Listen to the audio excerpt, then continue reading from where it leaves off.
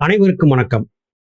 நாம் அவ்வப்போது சகோதர சகோதரிகள் மின்னஞ்சல் வாயிலாகவும் நேரடியாகவும் கைபேசி வாயிலாகவும் நம்மிடம் எடுக்கக்கூடிய வினாக்களுக்கான விடையை ஒருவாறு நமது புத்திக்கு எட்டிய வரையிலும் உங்களோடு பகிர்ந்து வருகிறோம்.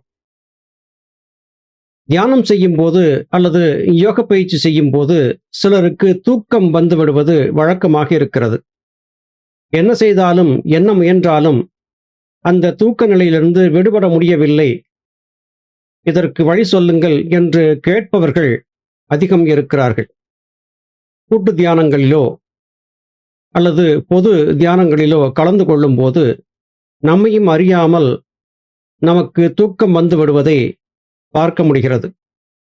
இதற்கெல்லாம் காரணம் என்ன என்று பார்த்தால், நம் உடலிலே போதுமான அளவு பிராணசக்தி இல்லாது இருப்பதே என்று கொள்ள வேண்டியிருக்கிறது. தியானம் அல்லது யோக பயிற்சி இதை செய்ய முயலும்போது முதுகுத்தண்டு நேராக வைத்து அமரும்போது நமக்குள்ளே ஒரு அமைதி ஏற்படுகிறது. உறங்கும்போது ஏற்படக்கூடிய உடல் அமைப்பு அப்போது ஏற்படுகிறது. முதுகுத்தண்டு வழியாக தலைவரையிலும் மேல் நோக்கி பரவி இருக்கக்கூடிய கீழ் 6 ஆதாரங்கள் என்பவை மெல்ல மெல்ல தங்களுடைய இயக்கத்தை நிறுத்தி கொள்ள ஆரம்பிக்கின்றன. உடல் உறுப்புகள் மெல்ல மெல்ல சோர்வடைந்து தளர்ச்சி நிலைக்கு செல்கின்றன. உடல் இயக்கத்திற்கு மிகவும் அத்தியாவசியமான ராஜ உறுப்புகளை அன்றி மற்ற உறுப்புகள் இயக்கத்தை பெரும்பாலும் நிறுத்திவிடுகின்றன. நம்மில் பலருக்கும் ஆழ்ந்த அமைதியான உறக்கம் இல்லாமல் இருப்பதை பற்றிய கவலையும் இருக்கிறது. உறங்கும்போது நம்முடைய செரிமான மண்டலம் தன்னுடைய பணியை முற்றுமுதலாக நிறுத்தி இருக்க வேண்டும். உணவு உண்டவுடனே சிலர் உறங்கச் சென்று விடுவது வழக்கம். அப்படி இல்லாமல் வேறுவயிறாக ஆன பிறகு உறங்கச் செல்வது நல்லது. உறங்கச் செல்வதற்கு சுமார் 3 மணி நேரம் முன்பதாகவே உணவை முடித்திருக்க வேண்டியது அவசியமாகிறது. தியானம் அல்லது வாசி முதலாகிய யோக பயிற்சிகளை மேற்கொள்ள வேண்டும் என்றால் வயிறு காலியாக இருக்க வேண்டியது அவசியம். வயிறு நிரம்ப உண்டுவிட்டு யோக பயிற்சி செய்யக்கூடாது. ராகவசுந்தர பெருமான் இதை இவ்வாறு சொல்கிறார்: குடல் கொண்டு பாராதே காலை மாலை கொண்டு பசி ஆறு முன்னே பாரு பாரு என்று குறிப்பிடுகிறார். வயிறு காலியாக இருக்க வேண்டும். நாம் வலையொலியிலே கூகுள் அமைப்பிலே AI என்கிற ஆர்டிஃபிஷியல் இன்டெலிஜென்ஸ் முறையிலே சில படங்களை கேட்டு பெற்றோம். இங்கே ஒரு பெண் அமர்ந்து தியானம் செய்வதை போன்ற படக்காட்சி காட்டப்பட்டிருக்கிறது. நாம் கேட்டதையும் நாம் சொன்னதையும் AI புரிந்து கொள்ளவில்லை. இந்த படத்தைத்தான் கொடுத்தது. இங்கே இந்த பெண் வெட்ட வெளியிலே அமர்ந்திருந்து தியானம் செய்வதை போன்ற காட்சி இருக்கிறது. உண்மையிலேயே வெட்ட வெளியிலே திறந்த வெளியிலே அமர்ந்திருந்து தியான பயிற்சிகளை செய்யக்கூடாது. பிரபஞ்ச தியானம் என்கிற தியானத்தை மாத்திரம் வெட்ட வெளியில் பயிலலாம். ஆனால் வாசி முதலாகிய பயிற்சிகளை அடைத்த கதவுக்குள்ளே இருட்டறைக்குள்ளே தான் அமர்ந்திருந்து பயில வேண்டும். இந்த தியான பயிற்சியை முதுகுத்தண்டை நேராக வைத்து நாம் செய்யும் போது வயிறு காலியாக இருக்க வேண்டியது அவசியம்.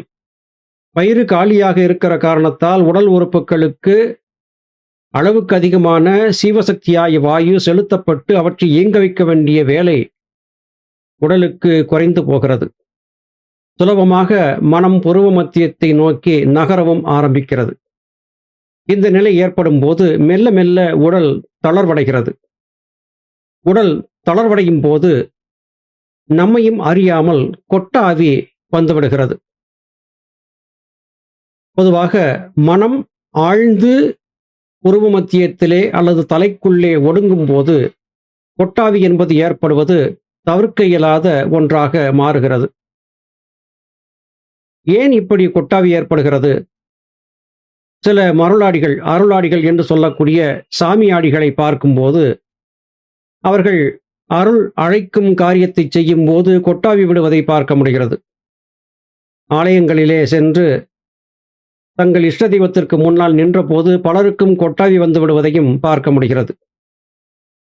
பிரபஞ்ச பேராற்றல் உடலுக்குள்ளே ஒடுங்கும் போது அல்லது உடலுக்கு அளவுக்கு அதிகமான பிரபஞ்ச பேராற்றல் கிடைக்கும் போது உடல் தளர்ந்து கொட்டாவி வந்து மனம் ஒடுங்கும் நிலை ஏற்படுகிறது. இந்த மன ஒடுக்க நிலை ஏற்பட்டான பிறகு நம்மையும் அறியாமல் தூக்கம் வந்துவிடுகிறது. பொதுவாக தியானம் செய்பவர்கள் தாங்கள் இருக்கும் அறையில் தங்களுடைய படுக்கையிலே அமர்ந்தபடியாக தியானம் செய்வதை வழக்கமாக கொண்டிருக்கிறார்கள். இது முற்றிலும் தவறான ஒரு செயல். படுக்கையிலே அமர்ந்தபடியாக தியானம் செய்யும் போது அந்த படுக்கையின் இயல்பான குணம், எங்கே படுத்துக்கொள், வா, உன்னை அரவணைத்துக் கொள்கிறேன், உறங்கு என்று சொல்லுவதையே செய்து கொண்டிருக்கிறது. ஒரு காரியம் திரும்ப திரும்ப ஒரு இடத்திலே செய்யப்படும் போது அந்த காரியம் செய்யப்பட்டதற்கான பதிவுகள், அதிர்வலைகள் அங்கே நிரப்பி வைக்கப்படும். நம்முடைய படுக்கையிலே அமர்ந்து நாம் தியானம் முதலாகிய பயிற்சிகளை செய்தால் அந்த படுக்கை இதுவரையிலும் பெற்றிருந்த அதிர்வலைகளுக்கு அனுசரித்து நம்மை தூங்கு என்றுதான் சொல்லும். தூங்குவதற்காக நமக்கென்று இருக்கும் அறையிலே தியானம் முதலாகிய பயிற்சிகளை செய்யக்கூடாது. குடும்பத்திலே இருவர் இணைந்திருந்து தியானம் பயிலக்கூடிய நிலைகளும் இருக்கிறது. அல்லது குடும்ப உறுப்பினர்கள் அனைவரும் அமர்ந்திருந்து தியானம் செய்யக்கூடிய நிலையும் இருக்கிறது. தியானம் செய்வதற்காக என்று தனி அறைகளை அமைத்துக் கொள்வது மிக மிக அவசியம். இங்கே மற்றொரு வினா வருகிறது. என்னுடைய வீட்டிலே எனக்கு தனி அறை என்று எதுவுமே இல்லை. இருப்பது சின்னஞ்சிறிய இடம். அந்த இடத்திலே தான் உண்ண வேண்டும், அங்கே தான் உறங்க வேண்டும், அங்கே தான் தியானமும் செய்ய வேண்டும். நான் என்ன செய்வது என்கிற வினா வருகிறது. அப்போது குறைந்தபட்சம் படுக்கையை சுருட்டி வைத்துவிட்டு ஒரு வெள்ளை வஸ்திரத்தை விரித்து தரையிலே அமர்ந்திருந்து தியானம் பழக வேண்டும் என்கிற முறையையாவது நாம் பழக்கத்திற்கு கொண்டு வர வேண்டும். இப்படி செய்வதன் மூலமாக நமக்குள்ளே பிரபஞ்ச பேராற்றல் நுழைந்தாலும் நம்மை தூங்க வைத்து விடாத நிலை ஏற்படும். நிமிர்ந்திருந்தே வாசி பழக வேண்டும். பலர் முதுகை கூன் போட்டு தலையை கவிழ்ந்தபடியாக அமர்ந்திருப்பதை பல சமயங்களிலே பார்த்திருக்கிறேன். அப்படி இருப்பது யோக பயிற்சியிலே மேலும் தூக்கத்தை வரவழைக்கக்கூடிய காரியமாக மாறிப்போகும். யோக பயிற்சி செய்வதன் மூலமாக பிரபஞ்ச பேராற்றல் உடலுக்குள்ளே பாய்ச்சப்பட்டு கீழ் 6 ஆதாரங்கள் மெல்ல மெல்ல தன்னுடைய இயக்கத்தை நிறுத்தி மேல் 6 ஆதாரங்கள், அதாவது புருவ மத்தியம் தொடங்கி ஜீவன் வரையிலான அந்த பாதையிலே மனம் மெல்ல மெல்ல நகரும் போது அந்த நகர்வின் காரணமாக நம்முடைய சித்தம் ஜீவனோடு தொடர்பை ஏற்படுத்தி கொடுக்கிறது. இப்படி தொடர்பு ஏற்படுத்தும் போது நம்முடைய ஜீவன் மாத்திரமல்ல, அண்டவெளியிலே ஆகாய வெளியிலே சதா சர்வகாலமும் சஞ்சரித்துக் கொண்டிருக்கக்கூடிய சித்தர் பெருமக்களோடும் நம்மை தொடர்பு படுத்துகிறது. சித்தர் பெருமக்களுடைய தொடர்பு நமக்கு கிடைத்தான உடனே சித்தர் பெருமக்களின் ஆசியும் நமக்கு கிடைக்கிறது. அந்த ஆசியின் காரணமாக நம்முடைய தேகத்திலே பிரபஞ்ச பேராற்றல் அதிகரித்து ஆத்ம பிரகாசம் என்பதும் அதிகரிக்கிறது.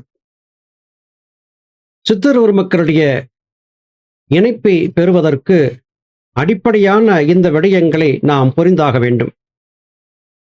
முறையான ஒழுக்க நேர்களை கடைபிடித்து வெறும் வயிறாக இருந்து சரியான முறையிலே வாசி முதலாகிய பயிற்சிகளை பழகி உடலை தளர்வாக வைத்து அமர்ந்திருக்க வேண்டும். உடல் தளர்வாக இருக்க வேண்டுமே அல்லாது முதுகுத்தண்டு தளர்ந்து இருக்கக்கூடாது. முதுகுத்தண்டுவரம் நேராக நிமிர்ந்தே இருக்க வேண்டும். இந்த நிலை ஏற்பட்டால் பிரபஞ்சத்திலே, அதாவது பராபரத்திலே நமக்கான இணைப்பு கிடைத்துவிடும். பராபரத்தின் இணைப்பு என்பது நமக்கு கிடைத்தான மறுவினாடியே நமக்குள்ளே சுத்த வெப்பம் என்பது அதிகரிக்க ஆரம்பிக்கும். இந்த சுத்த வெப்பத்தின் காரணமாக நம்முடைய உடலில் இருந்து அதிர்வலைகள் வெளியே கிளம்ப ஆரம்பிக்கும். இந்த அதிர்வலைகள் ஆகாய வழியிலே நம்முடைய குருமார்களின் கவனத்திற்கு செல்லும். இதை பார்த்து என் பிள்ளை சரியான வகையிலே பயில்கிறான், என் பிள்ளை சரியான வகையிலே பயில்கிறாள் என்று கருதியவுடனே சித்தர் பெருமக்கள் தங்களுடைய கனிவான ஆசிக்கரங்களை நம் நோக்கி நீட்டுவார்கள். சித்தர்களின் ஆசி நம்முடைய ஆத்ம பிரகாசத்தை மேலும் உறுதிபடச் செய்வதற்கு உதவியாக இருக்கிறது. இந்த உதவி என்பது கிடைத்தான பிறகு ஒரு தூண்டுதல் ஏற்பட்டு நம் உடல் இயல்பாகவே சுத்த உஷ்ணத்தையும் சுத்த பிரபஞ்ச அதிர்வுகளையும் வாங்கி கொண்டு விடுகிறது. அதன் பிறகு எப்பொழுது நாம் தியானத்திலே அமர்ந்திருந்தாலும் நம்மால் சித்தர்களுடைய உதவி இல்லாமலேயே பிரகாசத்தை தொட்டுவிட முடிகிறது. இப்படித்தான் நம் உடலுக்குள்ளே தியானம் பழகும் போது அதிர்வலைகளும் ஆத்ம பிரகாசமும் அதிகரிக்கிறது. அப்படியென்றால் கொட்டாவி என்பது ஏற்படும் போது அல்லது தூக்க உணர்ச்சி என்பது ஏற்படும் போது நமக்குள்ளே உடல் உறுப்புகளின் இயக்கம் நிறுத்தப்படுவதும், பிரபஞ்ச பேராற்றல் அதாவது ஜீவசக்தியாகிய வாயு உடல் முழுவதும் பரவிக்கொண்டிருக்கும் நிலை என்பது குறைக்கப்பட்டு பெரும்பகுதி ஜீவசக்தியாகிய வாயு புருவ மத்தியத்திலே குவிக்கப்படுவதுமான நிகழ்ச்சி ஏற்படுவதும், சந்திரகலை சூரியகலை இரண்டும் ஒன்றாக இணைந்து அழுந்தி சுழன்ற காரணத்தால் ஜீவசக்தியாகிய வாயுவிலிருந்து ஒரு மெல்லிய பிரகாசம் ஏற்படுவதும், அந்த மெல்லிய பிரகாசத்தின் துணை கொண்டு இதுவரையிலும் இருட்டறையாக இருந்த கருவறையான ஜீவனுடைய சன்னிதானத்தை நாம் பார்ப்பதற்கான நிலை ஏற்படும் போது உடல் பிரகாசம் அதிகரிக்கிறது. இப்போது நமக்கு ஒரு உண்மை நன்றாக புரிந்திருக்கும். தூங்கும்போது எப்படி அசைவற்று மனம் புருவ மத்தியத்திலே ஒடுங்குகிறதோ அதுபோல யோக பயிற்சியின் போதும் உடல் தளர்வடைந்து புருவ மத்தியத்திலே மனம் ஒடுங்குகிறது. மனம் புருவ மத்தியத்திலே ஒடுங்கும் போது ஜீவனை நோக்கியதான மனதின் பயணம் தொடங்குகிறது. மனம் மெல்ல மெல்ல ஜீவனை நோக்கி நகரும் போது பற்பல விதமான அனுபவங்கள் ஏற்படும். 6 ஆதார நிலைகள் என்பவை அப்போதுதான் உருவாகின்றன. 6 ஆதார நிலைகளிலே என்ன ஏற்படுகிறது என்பதை பற்றி தெரிந்து கொள்ள ஞானபிதா சுவாமி சிவானந்த பரமஹம்சர் அவர்கள் அருளிச் செய்த சித்த வேதத்தின் 22வது அத்தியாயத்தை வாசித்து பாருங்கள். முழுமையான தெளிவு அங்கே நமக்கு கிடைக்கும். இங்கே நாம் சொல்ல வரக்கூடிய இறுதியான கருத்து இதுதான்.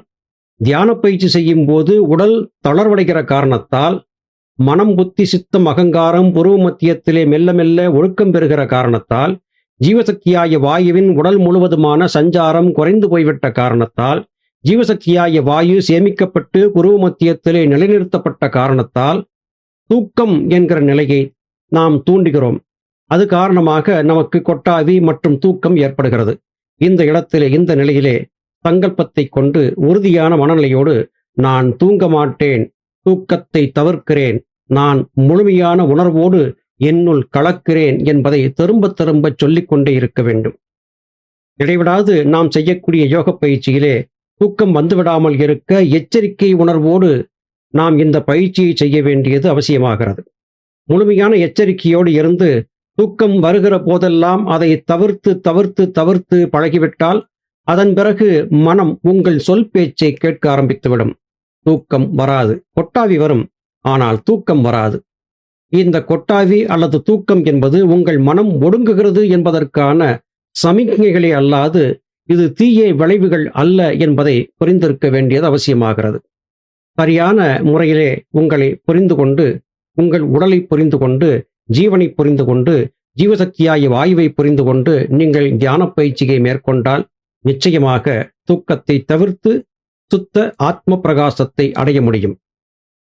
எனக்கு தெரிந்த சில கருத்துக்களை உங்களோடு பகிர்ந்திருக்கிறேன். மீண்டும் மற்றொரு பதிவிலே உங்களை சந்திக்கிறேன். அதுவரையிலும் நன்றி, வணக்கம்.